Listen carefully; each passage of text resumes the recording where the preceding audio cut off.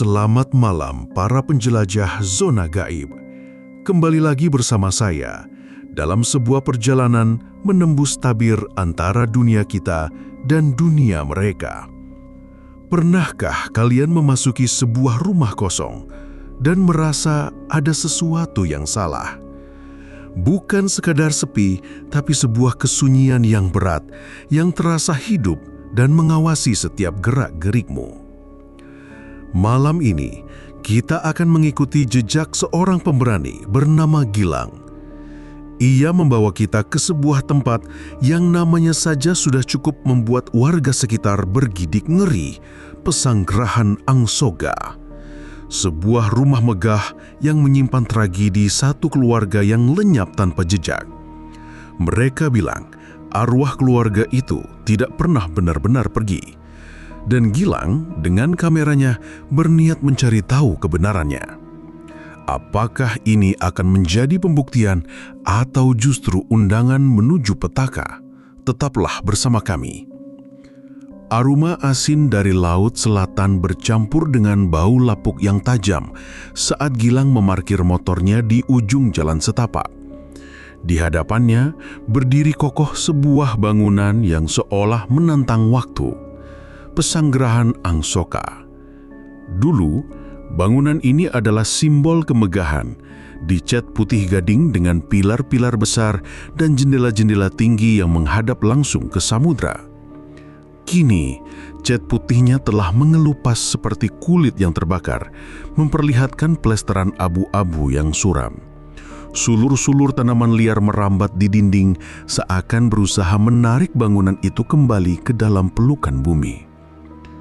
Gilang mengeluarkan peralatannya dari tas. 1 kamera utama, 2 kamera statis, tripod, dan sebuah senter dengan kekuatan sorot tinggi. Sebagai kreator konten penelusuran gaib, tempat seperti ini adalah ladang emas. Kisah tentang juragan kapal kaya raya dan keluarganya yang hilang misterius dalam satu malam sudah menjadi legenda lokal. Ada yang bilang mereka diculik makhluk laut.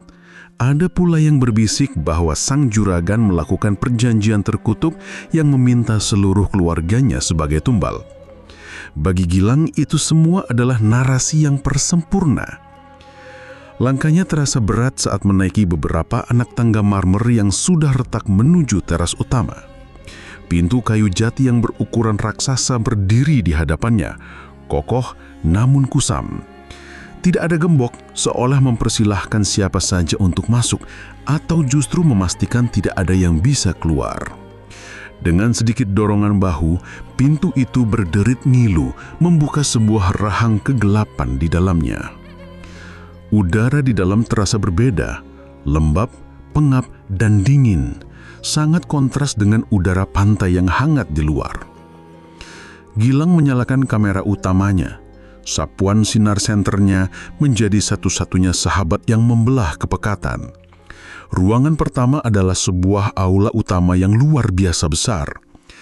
Di tengahnya sebuah tangga kayu melingkar dengan ukiran rumit naik ke lantai 2 yang tersembunyi dalam bayangan. Debu tebal menyelimuti segalanya seperti kain kafan, namun kemewahan masa lalunya masih samar-samar terlihat dari sisa-sisa perabotan besar yang ditutupi kain putih. Potret keluarga berukuran besar tergantung miring di dinding, wajah-wajah di dalamnya seolah memudar, tersenyum kaku ke dalam keabadian yang kelam. Ia memutuskan untuk menjadikan aula utama sebagai markasnya.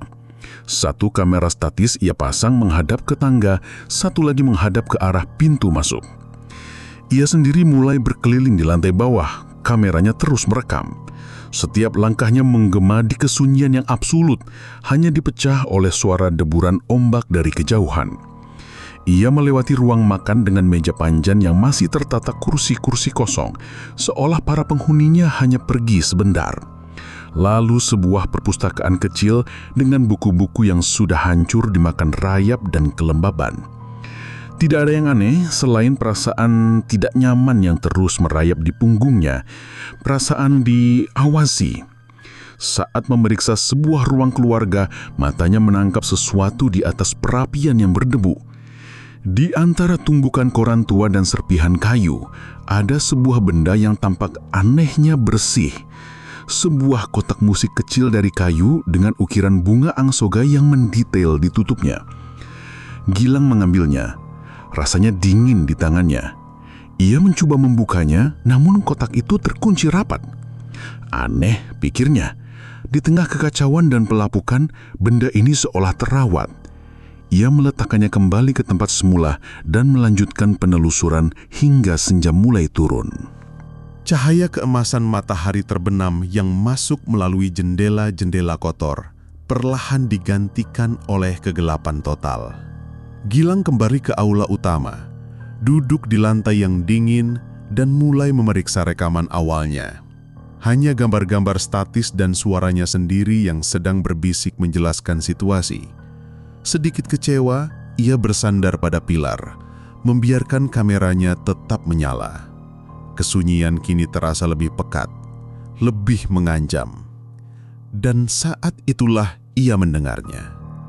Sebuah melodi yang lirih dan sumbang mulai mengalun di udara. Melodi sebuah kotak musik. Jantung Gilang serasa berhenti berdetak. Ia menyorotkan senternya dengan cepat ke arah perapian di ruang keluarga. Kosong. Bukan kosong. Kotak musik itu masih ada di sana, di tempat ia meletakkannya, dalam kondisi tertutup rapat. Namun alunan musik itu terdengar begitu jelas, seolah dimainkan tepat di samping telinganya. Ia menahan napas, mencoba mencari sumber suara. Perlahan, ia sadar, suara itu tidak berasal dari ruang keluarga. Suara itu datang dari atas, dari lantai 2 yang gelap gulita. Melodi itu terus bermain, sebuah lagu pengantar tidur yang janggal dan menyayat hati, memanggilnya dari kegelapan.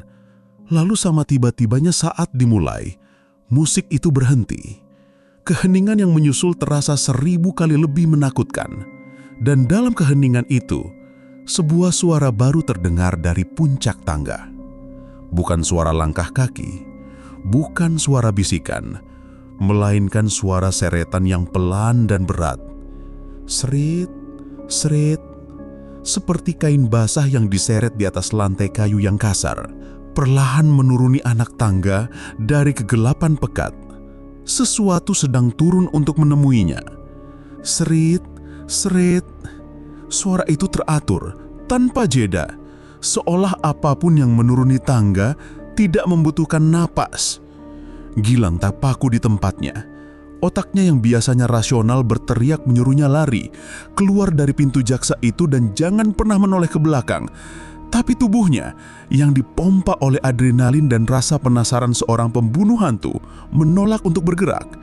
Jarinya tanpa sadar menekan tombol rekam pada kamera yang ia genggam erat-erat. Apapun yang terjadi, ini harus terekam. Sorot senternya bergetar hebat, menciptakan tarian cahaya yang gila di dinding-dinding kotor. Suara seretan itu berhenti tepat di batas antara lantai 2 yang gelap gulita dan anak tangga teratas yang disapu sorot senternya. Selama beberapa detik yang terasa seperti selamanya, tidak ada apa-apa. Hanya hening yang memegahkan telinga. Gilang hampir meyakinkan dirinya bahwa itu semua hanya imajinasinya. Mungkin suara tikus besar atau kayu tua yang lapuk. Lalu sesuatu perlahan memasuki bingkai cahayanya. Bukan kepala, bukan tangan, melainkan ujung sebuah gaun putih yang sudah kusam dan berlumur di bagian bawahnya. Gaun panjang gaya kolonial. Lalu turun sedikit lagi, menampakkan sepasang kaki. Kaki seorang wanita, pucat pasi seperti mayat, dengan kuku-kuku yang panjang dan menguning. Tapi ada yang salah. Kaki itu tidak melangkah. Kaki itu diseret. Tumitnya menggesek permukaan kayu dengan pasrah. Sosok itu menuruni tangga dengan posisi telentang, merayap turun seperti seekor laba-laba mengerikan, dengan kepalanya yang masih tersembunyi di dalam kegelapan. Jantung Gilang seolah diremas. Pemandangan itu begitu salah, begitu melawan logika hingga napasnya tertahan di tenggorokan. Ia bisa mendengar detak jantungnya sendiri berdebam di telinganya. Sosok itu terus turun, menyeret tubuhnya anak tangga demi anak tangga. Tiba-tiba, ia berhenti. Kedua kakinya yang pucat menggantung diam di udara. Kemudian, dengan gerakan cepat yang tidak wajar, kaki itu ditarik kembali ke dalam kegelapan. Lenyap. Suara seretan itu hilang, digantikan lagi oleh keheningan total. Gilang tersingap-singap, megap-megap mencari udara. Keringat dingin membanjiri pelipisnya. Ia mundur beberapa langkah. Punggungnya menabrak pilar dingin di aula. Ini bukan lagi sekedar penelusuran konten. Ini nyata. Teror ini nyata. Tangannya gemetar saat ia menoleh ke kamera statis yang ia pasang menghadap tangga. Apakah benda itu berhasil merekamnya? Saat fokusnya terbelah antara rasa takut dan harapan mendapatkan bukti, sebuah suara lain memecah keheningan dari arah yang berbeda. Kriet. Suara pintu yang dibuka perlahan. Bukan dari lantai 2, tapi dari koridor di lantai bawah. Koridor yang menuju ke ruang makan dan perpustakaan yang tadi ia lewati. Gilang yakin sekali, ia sudah menutup semua pintu di sana untuk meminimalisir suara angin. Rasa takutnya kini bercampur dengan kewaspadaan. Ancaman itu tidak hanya datang dari satu arah. Makhluk di rumah ini tidak hanya satu. Dengan langkah gemetar yang dipaksakan, ia mengarahkan senter dan kameranya ke koridor yang gelap itu. "Siapa di sana?" Suaranya keluar lebih serak dan goyah dari yang ia inginkan. Tidak ada jawaban. Ia berjalan pelan menyusuri koridor. Setiap derit lantai di bawah kakinya terdengar seperti ledakan. Ia sampai di depan pintu ruang makan. Pintu itu kini terbuka sedikit, menyisakan celah gelap yang mengundang sekaligus mengancam. Ia mendorongnya perlahan.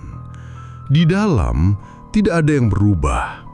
Meja panjang, kursi-kursi kosong, semuanya masih tertutup debu tebal. Hampir saja ia merasa lega sampai matanya menangkap sesuatu yang tidak pada tempatnya. Di atas salah satu kursi kayu berukir yang menghadap ke arahnya tergeletak setangkai bunga Kamboja. Bunga itu tampak segar, kelopaknya putih bersih dengan semburat kuning di tengahnya. Dari mana datangnya bunga ini? Tidak ada pohon Kamboja di halaman depan, dan yang lebih mengerikan, aroma wangi yang manis namun memuakkan dari bunga itu mulai memenuhi ruangan, mengalahkan bau apek dan lapuk yang sejak tadi menusuk hidungnya.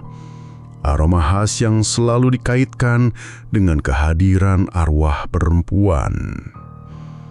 Gilang membeku, menatap bunga itu.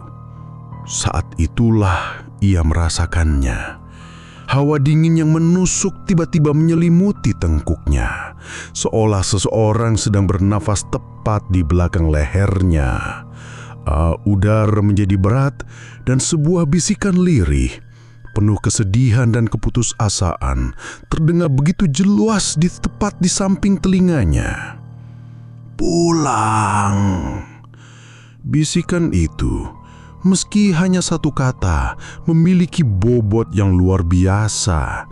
Itu bukan peringatan, melainkan sebuah permohonan yang putus asa. Gilang memejamkan mata sejenak, mengumpulkan sisa-sisa keberaniannya. Saat ia memberanikan diri membuka mata dan menoleh dengan cepat, tidak ada siapa-siapa di belakangnya. Hanya udara kosong yang dingin dan koridor gelap yang terbentang di hadapannya. Aroma bunga Kamboja itu pun perlahan memudar, meninggalkan bau debu dan kelembapan yang kembali dominan. Ia mundur perlahan dari ruang makan, senter dan kameranya menyapu setiap sudut dengan panik. Pikirannya kacau. Sosok menjeret di tangga, suara kota musik, dan sekarang bisikan lirih dan bunga Kamboja. Semua terjadi begitu cepat. Rumah ini seolah hidup, memainkan simfoni terornya sendiri, dan ia adalah satu-satunya penonton yang tidak diundang. Ia memutuskan untuk kembali ke aula utama, tempat kamera statisnya berada. Ia harus memeriksa rekamannya. Namun saat ia kembali ke aula, pemandangan yang menyambutnya membuat darahnya serasa membeku untuk kedua kalinya malam itu. Kain-kain putih yang tadinya menutupi perabotan-perabotan besar kini telah tersingkap. Bukan terlepas karena angin, tapi dilipat dengan rapi dan diletakkan di atas lantai berdebu di samping setiap perabotan. Seolah seseorang telah menyengaja mempersiapkan ruangan itu untuk sebuah acara, membukanya dari tidur panjang. Dan di tengah aula, tepat di bawah sorotan lampu kameranya sendiri, potret keluarga besar yang tadi tergantung miring di dinding, kini sudah tergeletak di lantai. Bingkainya pecah berkeping-keping, kanvasnya robek, tapi tidak sembarangan. Robekan itu terpusat pada satu titik, wajah sang juragan kapal, kepala keluarga itu. Wajahnya telah hilang, menyisakan lubang menganga yang gelap di antara sosok istri dan anak-anaknya yang masih tersenyum kaku. Gilang menelan ludah. Ini adalah pesan. Sebuah pesan yang jelas dan penuh amarah. Seseorang atau sesuatu di rumah ini tidak menyukai kehadiran sang juragan kapal, bahkan dalam bentuk lukisan sekalipun. Ia berjalan mendekati kamera statis yang menghadap tangga. Jantungnya berdebar kencang. Ia memutar ulang rekaman beberapa menit terakhir. Di layar kecil kamera, ia melihat dirinya sendiri berjalan menuju koridor. Aula tampak kosong dan senyap. Tapi kemudian, sesuatu yang mengerikan terjadi di dalam rekaman itu. Sebuah bayangan hitam pekat dan tidak berbentuk perlahan mengalir keluar dari balik pilar-pilar, bergerak tanpa suara di lantai berdebu. Bayangan itu tidak memiliki sumber cahaya. Ia adalah kegelapan itu sendiri. Bayangan itu meliuk-liuk, menyentuh setiap kain penutup perabotan, dan kain-kain itu tersingkap dengan sendirinya, seolah ditarik oleh tangan tak terlihat. Lalu bayangan itu merayap naik ke dinding, menuju potret keluarga. Ia berhenti sejenak di atas potret itu sebelum potret itu jatuh dengan sendirinya dan hancur di lantai. Setelah itu, bayangan tersebut mengalir kembali ke dalam kegelapan koridor seolah pergi untuk menyambut Gilang di ruang makan. Gilang mematikan rekaman itu. Tangannya gemetar. Jadi bukan imajinasinya. Ada entitas lain di sini. Sesuatu yang penuh kebencian dan memiliki kekuatan untuk memanipulasi benda-benda di sekitarnya. Saat ia masih terpaku pada layar kamera, sebuah suara baru kembali memecah keheningan. Kali ini, bukan suara seretan atau bisikan, melainkan suara tangisan. Tangisan seorang anak kecil. Suara itu datang dari lantai 2, lirih, pilu, dan terdengar begitu nyata. Suara anak kecil yang ketakutan dan mencari ibunya. Naluri Gilang sebagai manusia mengalahkan rasa takutnya. Suara itu terdengar begitu menyedihkan. Apakah ini arwah salah satu anak dari juragan kapal itu? Apakah ia terjebak di sini? Terlepas dari semua teror yang baru saja ia alami, secercah rasa iba muncul di hatinya. "Jangan takut," bisik Gilang pelan, lebih untuk menenangkan dirinya sendiri. Ia mengarahkan senternya ke puncak tangga, tempat sosok wanita tadi muncul. "Aku tidak akan menyakitimu." Sebagai jawaban, suara tangisan itu berhenti. Digantikan dengan suara tawa kecil yang riang. Tawa seorang anak yang sedang bermain. Lalu terdengar suara langkah kaki kecil yang berlarian di lantai kayu di atas kepalanya. Suara itu bergerak dari satu sisi ruangan ke sisi lain, lincah dan penuh energi. Dari menakutkan menjadi aneh, dari aneh menjadi semakin mengerikan. Saat suara langkah kaki itu berhenti tepat di atas kepalanya. Keheningan sesaat. Gedebuk! Sebuah benda kecil jatuh dari langit-langit lantai 2, mendarat di lantai berdebu tak jauh dari kaki Gilang. Ia menyorotkan senternya. Itu adalah sebuah kelereng. Kelereng kaca berwarna biru laut yang tampak sudah sangat tua. Saat ia masih menatap kelereng itu, dari lantai 2 terdengar suara tawa lagi. Kali ini bukan tawa riang, tapi tawa dingin yang mengejek, dan sebuah suara anak kecil jernih namun tanpa emosi berkata dari dalam kegelapan di atas sana, "Sekarang giliranmu bersembunyi." Ancaman itu menggantung di udara, lebih dingin dan tajam daripada angin laut malam. "Sekarang giliranmu bersembunyi." Kata-kata itu diucapkan dengan suara jernih seorang anak kecil, seharusnya tidak terdengar menakutkan. Tapi di tengah pesanggrahan Angsoka yang terkutuk ini, kalimat itu adalah vonis mati. Seluruh insting Gilang berteriak, "Ini bukan permainan, ini adalah perburuan." Tanpa berpikir 2 kali, ia mematikan senternya, membenamkan seluruh aula ke dalam kegelapan pekat. Hanya cahaya merah kecil dari kamera-kamera statis yang berkedip seperti mata iblis di kejauhan. Ia menahan napas, berusaha mendengar pergerakan sekecil apapun dari lantai 2. Sunyi. Kesunyian itu justru lebih menakutkan. Apakah dia sedang turun? Apakah dia sudah ada di lantai bawah bergerak tanpa suara di dalam bayang-bayang? Gilang meraba-raba dalam gelap, bergerak mundur perlahan, mencoba mengingat tata letak ruangan. Punggungnya menyentuh dinding yang dingin dan lembab. Ia menyusurinya menjauh dari tangga utama, menuju ke arah yang ia yakini sebagai dapur dan area servis di belakang rumah. Mungkin ada jalan keluar lain dari sana. Setiap derit kecil lantai di bawah kakinya sendiri terdengar seperti pengkhianatan, mengumumkan lokasinya kepada sang pemburu. Tiba-tiba, dari arah aula utama terdengar suara tawa cekikikan anak kecil lagi. Hihihihi. Lalu diikuti suara langkah kaki kecil yang berlari. Tapi kali ini bukan di lantai 2. Suara itu ada di lantai bawah. Suara itu berlari mengelilingi pilar-pilar aula utama, seolah-olah sedang mencari dengan gembira. "Ketemu atau tidak, aku datang." Suara anak itu menggema pelan, kalimatnya tidak selesai, sengaja dibiarkan menggantung. Jantung Gilang serasa mau copot. Bagaimana bisa ia turun begitu cepat dan tanpa suara? Rasa panik mulai menguasai dirinya. Ia mempercepat langkahnya dalam gelap, tangannya meraba-raba dinding yang kasar. Ia berhasil menemukan sebuah pintu. Dengan gemetar, ia membukanya. Pintu itu menuju sebuah koridor sempit dan panjang, lebih gelap dari sebelumnya. Bau karat dan sesuatu yang amis menyambutnya. Area dapur. Ia masuk dan menutup pintu di belakangnya sepelan mungkin. Ia bersandar di pintu, mencoba mengatur napasnya yang memburu. Di sini lebih sunyi, suara tawa dan langkah kaki di aula utama terdengar lebih jauh.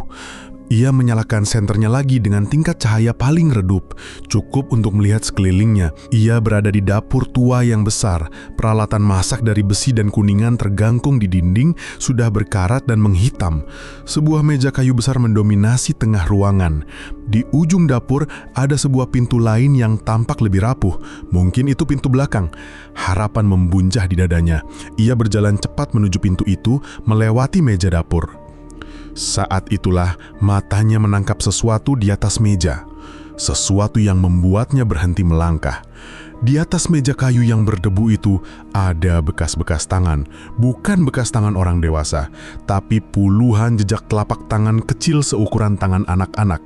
Jejak-jejak itu tercetak jelas di atas lapisan debu tebal. Saling tumpang tindih, seolah puluhan anak kecil baru saja menari-nari di atas meja itu dalam kegelapan. Dan di tengah-tengah kumpulan jejak tangan itu tergeletak sebuah benda. Kotak musik kayu dengan ukiran bunga angsoka. Kotak yang sama yang ia temukan di ruang keluarga. Tapi sekarang tutupnya sedikit terbuka. Sebelum Gilang sempat memproses semua itu, dari dalam kotak musik itu alunan melodi yang sumbang dan menyayat hati kembali terdengar. Lirih, namun cukup untuk membuat seluruh bulu kuduknya berdiri. Melodi itu seolah memanggil sesuatu. Dan dari kolong meja dapur yang gelap pekat terdengar suara geraman rendah, bukan suara binatang. Suara itu berasal dari tenggorokan manusia, namun penuh dengan kebencian dan penderitaan. Gilang mengarahkan senternya yang bergetar ke kolong meja. 2 titik merah menyala di dalam kegelapan seperti bara api. Lalu sesosok tubuh perlahan merangkak keluar dari sana. Itu adalah sosok wanita yang ia lihat di tangga. Gaunnya yang kotor kini tersingkap, memperlihatkan tubuhnya yang kurus, kering, dan pucat. Kulitnya seolah menempel langsung ke tulang. Tapi yang paling mengerikan adalah wajahnya. Wajah itu rusak parah, separuhnya seperti hangus terbakar, dengan mulut yang robek menganga dalam sebuah jeritan tanpa suara. Rambutnya panjang dan kusut menyapu lantai yang kotor. Ia merangkak dengan gerakan patah-patah seperti boneka yang talinya putus, menuju Gilang, dan di belakangnya dari kegelapan kolong meja merangkak keluar sosok-sosok lainnya. Anak-anak kecil dengan mata kosong dan kulit pucat bergerak seperti serangga mengelilingi sosok wanita itu. Mereka adalah keluarga sang juragan kapal, ibu dan anak-anaknya. Gilang menjerit. Kali ini dia tidak bisa menahannya. Ia berbalik dan berlari membabi buta ke arah pintu belakang. Ia tidak peduli lagi pada kameranya, pada kontennya, pada apapun. Ia hanya ingin keluar. Ia menabrak pintu itu dengan seluruh kekuatannya. Pintu itu terkunci dari luar. Balang kayu besar menahannya. Terjebak. Ia berbalik, putus asa. Sosok ibu dan anak-anaknya telah memenuhi dapur, merangkak perlahan mendekatinya, menutup semua jalan keluar. Melodi dari kotak musik semakin kencang, menjadi musik latar bagi neraka yang sedang ia hadapi. Sosok wanita itu mengangkat satu tangannya yang kurus, menunjuk ke arah Gilang. Mulutnya yang robek terbuka, dan kali ini sebuah suara keluar dari sana. Bukan bisikan, bukan jeritan, tapi satu nama diucapkan dengan suara serak yang penuh dendam. Sudana. Nama itu asing di telinga Gilang. Sudana. Siapa Sudana? Ia tidak kenal nama itu. "Saya bukan Sudana, nama saya Gilang," teriaknya panik. Tubuhnya gemetar hebat, punggungnya menekan keras palang pintu belakang yang dingin. Ia terjebak. Sosok wanita itu tidak peduli. Matanya yang merah menyala hanya tertuju padanya, penuh dengan kebencian yang telah terpendam puluhan tahun. Ia terus merangkak maju, diikuti oleh parade mengerikan anak-anaknya yang bermata kosong. Melodi dari kotak musik semakin menusuk, seolah mengoyak gendang telinga. Dalam keputusasaannya, mata Gilang liar mencari jalan keluar. Apa saja.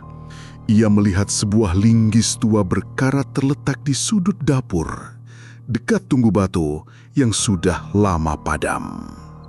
Itu satu-satunya kesempatannya. Dengan sisa tenaga yang ada, ia melompat ke samping, menghindari jangkauan tangan pertama dari salah satu arwah anak kecil. Ia menyambar linggis itu. Benda itu terasa berat dan dingin di tangannya yang berkeringat. Ia mengacungkannya ke arah kerumunan arwah itu. "Jangan mendekat!" Anehnya, mereka berhenti. Sosok sang ibu menatap linggis di tangan Gilang dengan ekspresi yang sulit diartikan. Kebencian di matanya seolah sedikit meredup, digantikan oleh kilasan kesedihan yang mendalam. Alunan kotak musik pun ikut berhenti. Keheningan yang tiba-tiba terasa sama menakutkannya. Dalam keheningan itu, sebuah ingatan samar muncul di benak Gilang. Cerita dari seorang tetua desa yang ia wawancarai sebelum datang ke sini. Tetua itu pernah menyebut sebuah nama, Sudana. Ia adalah tangan kanan sang juragan kapal, orang kepercayaannya. Pria yang dikenal setia, namun juga licik dan tamak. Legenda mengatakan, Sudanalah yang menginginkan seluruh harta tuannya. Saat pikiran itu melintas, Gilang tanpa sadar melirik potret keluarga yang terletak rusak di aula utama. Wajah sang juragan kapal yang robek. Semua kepingan pasel yang mengerikan itu mulai menyatu di kepalanya. Mungkin bukan sang juragan yang melakukan perjanjian terkutuk. Mungkin ia dan keluarganya adalah korban. "Sudana, dia yang lakukan ini pada kalian?" tanya Gilang dengan suara bergetar, lebih seperti bisikan. Sebagai jawaban, sosok wanita itu perlahan mengangguk. Air mata hitam pekat mulai mengalir dari matanya yang menyala, menuruni pipinya yang rusak. Suara tangisan pilu kembali terdengar dari arwah anak-anak di sekelilingnya, seolah mereka semua mengenang kembali malam mengerikan itu.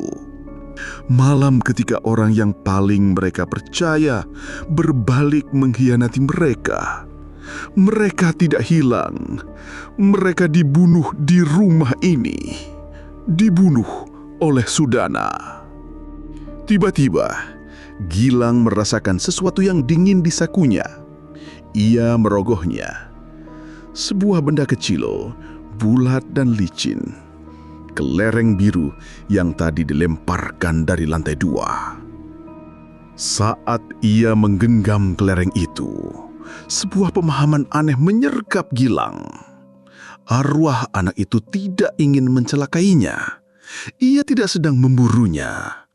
Ia sedang menuntunnya ke dapur, ke tempat ini, ke tempat di mana kebenaran tersembunyi.